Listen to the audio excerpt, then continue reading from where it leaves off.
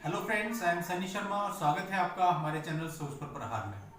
दोस्तों, आज हम बात करने वाले हैं अल्कोहल या शराब पे। जैसे आप सब लोग जानते हैं कि पूरे देश में लॉकडाउन चल रहा है और इस लॉकडाउन में पिछले 2-3 दिनों से जब से सरकार ने जो है शराब की दुकानें खोलने की परमिशन दी है तो लोगों का हुजूम उमड़ पड़ा है। लाइनों पे लाइनें लग रही हैं। वही लोग जिनके पास कुछ दिन पहले खाना खाने के लिए पैसे नहीं थे वो हजारों रुपए की शराब खरीद कर ला रहे हैं। तो इससे साफ पता चलता है कि हमारे देश में जो लोग हैं, लोगों के अंदर शराब को लेकर कितनी उत्सुकता है और हर खुशी में हर गम में वो इस शराब को पीते हैं, चाहे उनके पास पैसे हो या ना हो, और साथ ही साथ अपने शरीर को भी खराब करते हैं। खैर, अभी हमारा जो चैनल है वो तो एजुकेशन से रिलेटेड है, तो हम तो केवल एजुकेशन और लीगल बात ही करेंगे। तो आज मैं आपको बताने वाला हूँ अल्कोहल को लेकर हमारे देश में क्या नियम कायदे बनाए गए हैं।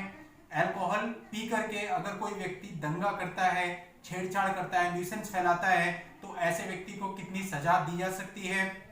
इसके अलावा अगर कोई व्यक्ति शराब को साथ में लेकर रेलवे में सफर करता है तो उसके साथ क्या किया जा सकता है, क्या उसको पनिश किया जा सकता है, और भी बहुत सारे रोचक तथ्य अल्कोहल को लेकर मैं आज आपको इस वीडियो में बताने वाला हूं।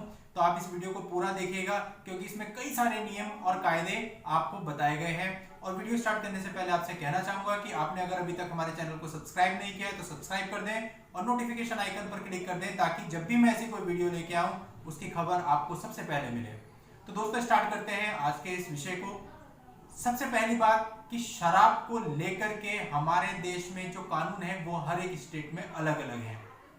किसी स्टेट में कोई कानून है, किसी स्टेट में कोई कानून है। ऐसा क्यों है, सबसे पहले मैं आपको इसका रीजन बताता हूँ। ऐसा इसलिए है क्योंकि जो हमारे कॉन्स्टिट्यूशन का शेड्यूल 7 है वो 3 लिस्टों में कामों को विभाजित करता है।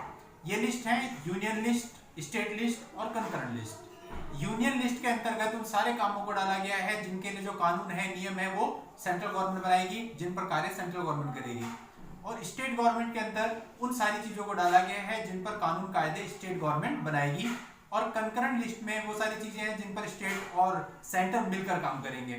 तो जो अल्कोहल का मैटर है ये स्टेट लिस्ट के अंतर्गत डाला गया है, इसीलिए इस पर जो कानून है वो स्टेट गवर्नमेंट ने बनाए हैं। इसीलिए दिल्ली गवर्नमेंट का कानून अलग है, हरियाणा में कानून अलग है, पंजाब में अलग है, मध्य प्रदेश में अलग है और कर्नाटका में अलग है। इनमें एक समानता हमें दिखाई नहीं देती। उसका मुख्य कारण यह है कि जो शराब यानी अल्कोहल है वो स्टेट लिस्ट में है और हर स्टेट ने इस पर अलग अलग कानून बनाए हुए हैं। शराब पीने की जो लीगल एज है वो अलग अलग स्टेट्स में अलग अलग निर्धारित की गई है। जैसे कि गोवा, मध्य प्रदेश, आंध्र प्रदेश, कर्नाटका में ये एज जो है 21 ईयर्स है।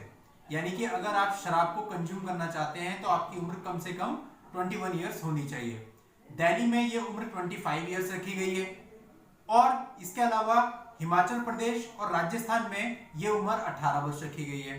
इसी तरह से अलग अलग स्टेट्स में अलग अलग उम्र डिसाइड की है अल्कोहल को कंज्यूम करने के लिए।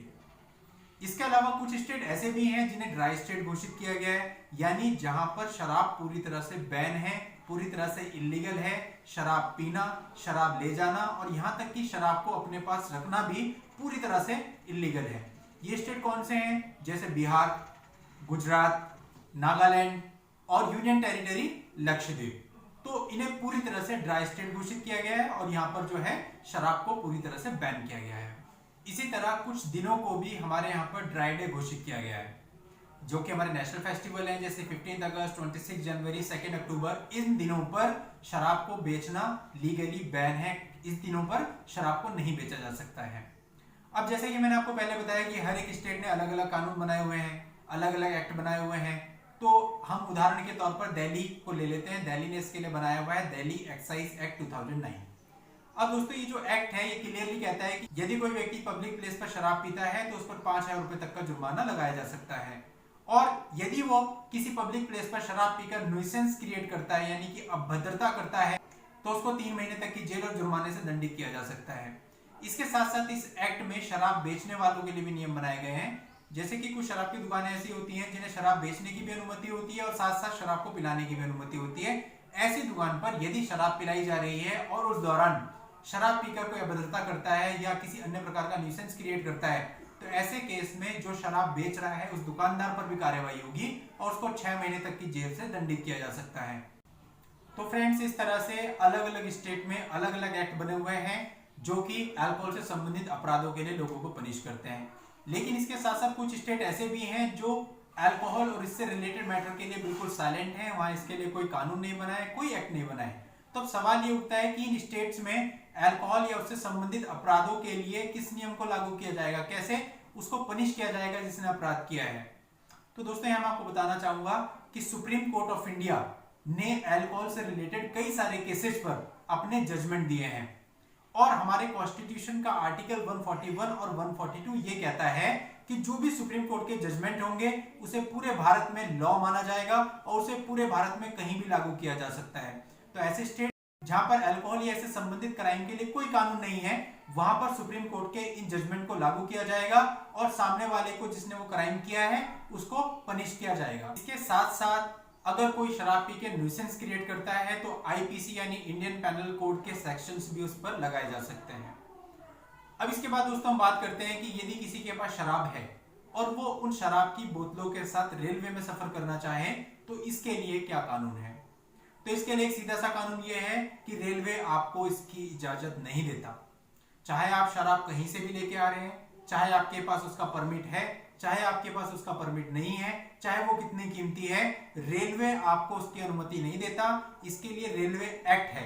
रेलवे एक्ट का सेक्शन 145 क्लियरली बताता है कि यदि आप ट्रेन में शराब पीते हुए पाए गए, शराब पीकर ले जाते हुए पाए गए, रेलवे परिसर में आप शराब पी रहे हैं, तो इसके लिए आप अगर चलती हुई ट्रेन में हैं तो आपको तुरंत ट्रेन से उतारा जा सकता है, आपकी टिकट जब्त कर ली जाएगी। और अगर आप स्टेशन पे प्लेटफॉर्म पर हैं तो वहां पर भी आपकी टिकट जब्त कर ली जाएगी। आपको 6 महीने की जेल और 500 रुपए के जुर्माने से तुरंत दंडित किया जाएगा। और इसके साथ साथ आपके पास जितनी भी शराब है, चाहे उसकी कीमत कुछ भी हो, वो पूरी जब्त कर ली जाएगी। तो दोस्तों ये कुछ कानून हैं जो हमारे देश में शराब को लेकर, अल्कोहल को लेकर लागू होते हैं। लेकिन समस्या ये है कि इतने सारे कानून बने होने के बावजूद भी लोग इनको फॉलो नहीं करते और शराब से बढ़कर किसी चीज को कुछ नहीं मानते।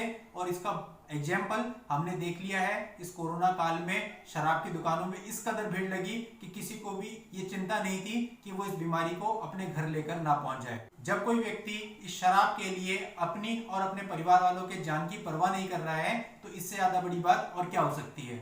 आपको वीडियो पसंद आई हो तो इसे लाइक कीजिए और ज्यादा से ज्यादा आगे शेयर कीजिए। Thank you.